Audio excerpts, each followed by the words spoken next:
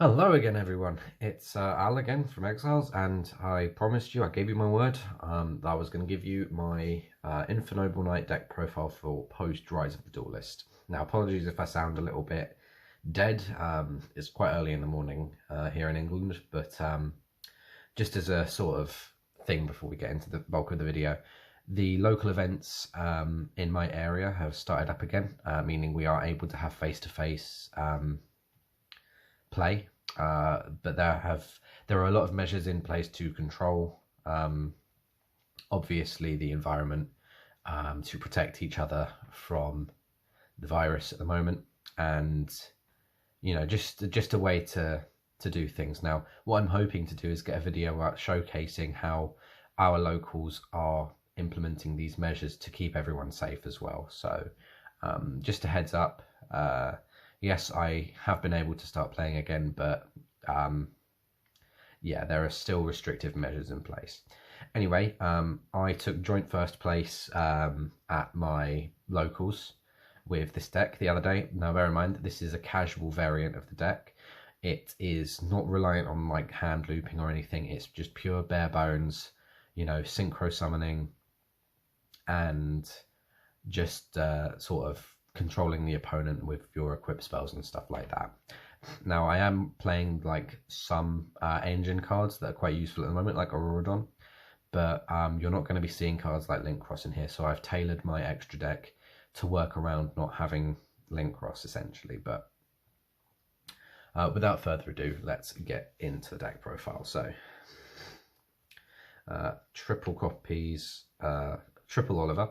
So Oliver can special summon himself from the hand as a level 1 monster. He's a tuner as well, which is really good. All you have to do is by sending a Fire Warrior or equip spell from your hand or face up field to the graveyard, and you can special summon him from your hand.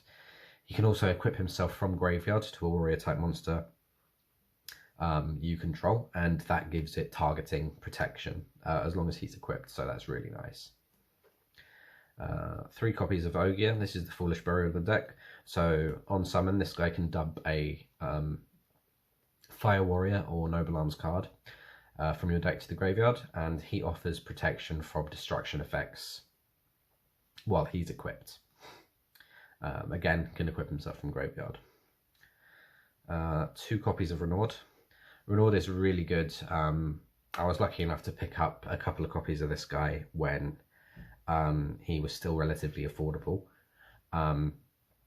Essentially speaking, if you control a Fire Warrior, you can special summon him from your hand as a tuner, and if he's special summoned, you can retrieve a banished equip spell or that's in your graveyard or Fire Warrior back to your hand. So really good, turns himself into a tuner. The amount of utility this guy has is amazing, and he really helps you get to your combo plays more easily. This may be a bit controversial as well, only the 2 Renaud. This is a casual build, no hand loops, nothing like that. So you can get away with playing 2 Renaud in this. Something a bit questionable, so I'm playing 2 Astolfo here. Now, it's only got once per duel effects, and that's entirely understandable. You'd only want to play one of it. But this card it's just a free body on board. It can special summon itself, and sometimes you really want to see a monster that can special summon itself from the hand, even if it's in multiple copies, just so that you can use your normal summon on something a little bit more important. So Astolfo basically has 2 once per duel effects. The first one is you can banish a Fire Warrior monster from your hand or graveyard to special summon this card from your hand, and then you can make this card's level become the level of the monster banished for that. And you can banish it from your graveyard to special summon this banished card during your second standby phase after the activation. Then you can special summon one of your Fire Warriors that is banished or in your graveyard. So yeah, that is pretty good. Again, once per duel effects. Like entirely, like I'm only playing it due to personal preference, but you can easily bump this card back down to 1. It's a once per duel card. You remember, you'd never play more than 1 glow up bulb in your deck because it was once per duel, but that's banned now. So yeah, 1 Morgus. This card is really nice to get your resources back into the deck and help you go into the grind game. So while he's equipped, he offers protection from battle, which helps you cover all the bases, as well as if he's sent to the graveyard, you can recycle 3 of your other Fire Warrior monsters or Noble Arms cards back into the deck and draw a card. So yeah, that's really nice. You can help get your extra deck monsters back in as well, and then you can just pass off of him, which is nice. 3 Sublimation Knight. Sublimation Knight is essentially on normal or special summon. You can equip a Fire Warrior monster from your hand or deck to him, and the one you're going to equip to him is the Squeak Knight. Squeak Knight can special summon itself from the being equipped to Sublimation Knight. However, if you choose to turn it into a tuner, you can only special summon from the extra deck once after that effect. So you never really want to turn him into a tuner unless it's really, really late in your combo, like the end late. Double Gearfried. Again, personal preference. You can easily put this up to 3. It's very, very, very good. Very easy to summon. You can banish an equipped spell card from your field or graveyard to special summon him from your hand.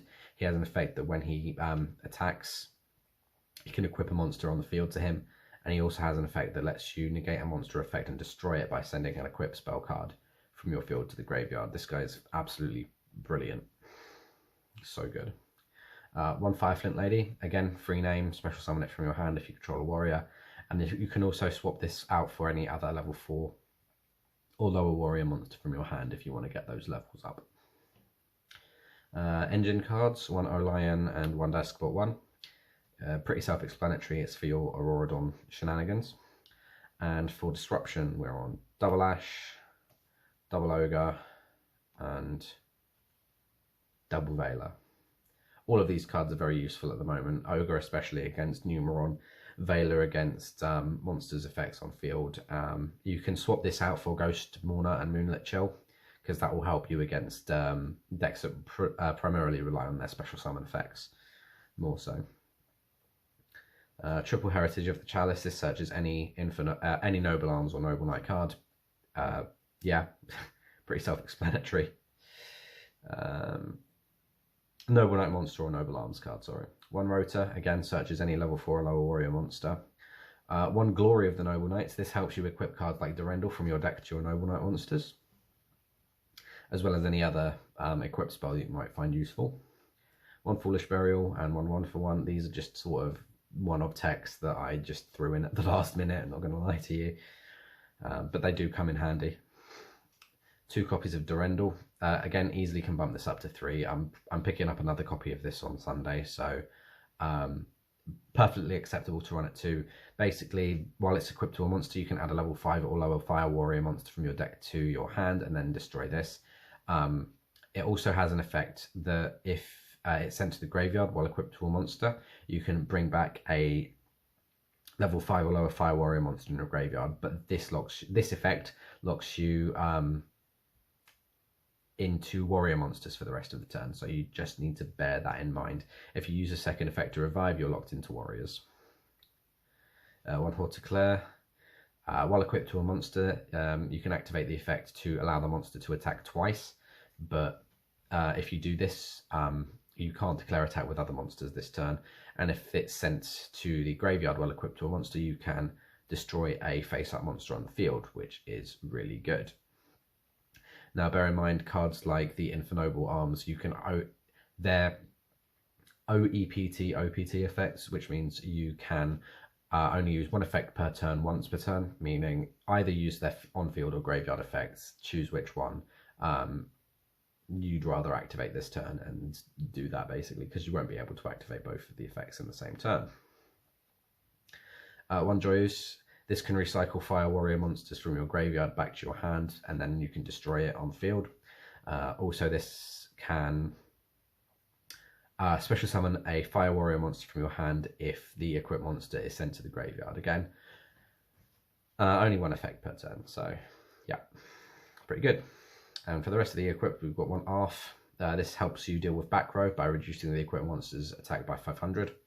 1 Phoenix Blade. It can equip itself from the graveyard by banishing 2 warriors. And 1 Living Fossil. This is primarily the replacement for something like Smoke Grenade, but it comes in real handy if you can get it in your hand and revive a monster like a tuner and extend there into more synchro plays. Extra deck time. So 1 Charles and to Captain Roland. So these two kind of work hand in hand. So Captain Roland's a tuner level 5 synchro. It has a delayed trigger effect, meaning at the end of the turn it's synchro summoned. You can send an equip spell from your deck to the graveyard to search any warrior.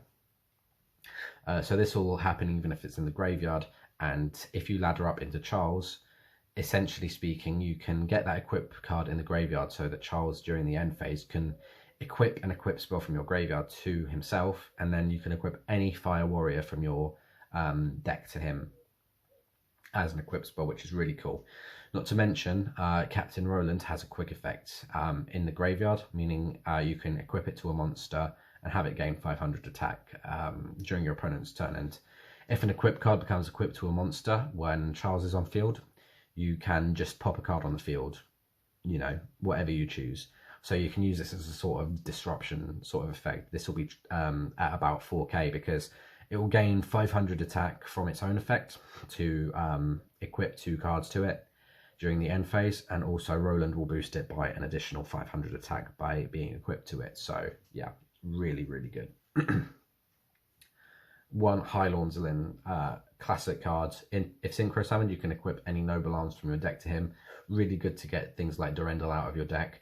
And if he destroys a monster by battle at the end of the battle phase, pardon me, you can add a Noble Knight or a Noble Arms card from your deck to your hand. So this guy really helps you get your resources. In the former Noble Knight build, you really rarely saw this, but it's nice that this card is seeing a play now. Double Herald. We're playing Double Herald because we're not playing Link Cross and we don't have the room for Martial Metal Marcher and all of that shenanigans. But again, this not once per turn, well, soft once per turn effect negation and sort of floodgate effect is something you can't really miss out on going first. One Formula Synchron to help you draw out your deck. One Omega to take a card out of your opponent's hand and sort of bring, you know, a bit more of a pressure onto your opponent.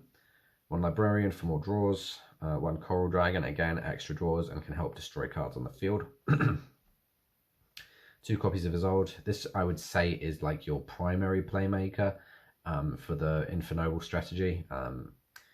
So yeah, if you've been playing the game since 2018, you'll know what this guy, card does. Is fantastic. Special summons any warrior from the deck whose level is equal to the different names of the equipped spells you send to the graveyard. So amazing card.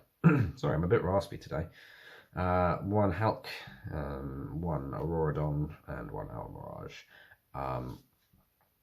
The way the synchroing works with these two, if you haven't seen it already, is Hulk will be able to summon desk spot 1 from deck. You'll link them 2 off into Auroradon, and Auroradon will summon 3 tokens. The 3 tokens will bring back the desk spot from the graveyard, and then you can use Auroradon to tribute 2 monsters on the field to special summon your O-Lion from deck. If O-Lion leaves the field, you get an additional token, meaning you've got the levels there to do some crazy synchro plays. But yeah, that's one of the more popular plays at the moment. But yeah, anyway guys, let me know what you thought about this casual Infernoble deck profile. Again, it's not a serious deck. I'm just playing it to have fun. I've always been a fan of Noble Knights, and yeah, now that they've got this deck to put them into a more competitive standing, it's really good. And yeah, apologies for my sleepy voice this morning, but that's been Al from Exiles, and I'll catch you guys in the next video where I am going to be going over Fluffles from Rise of the Duelist. See you later.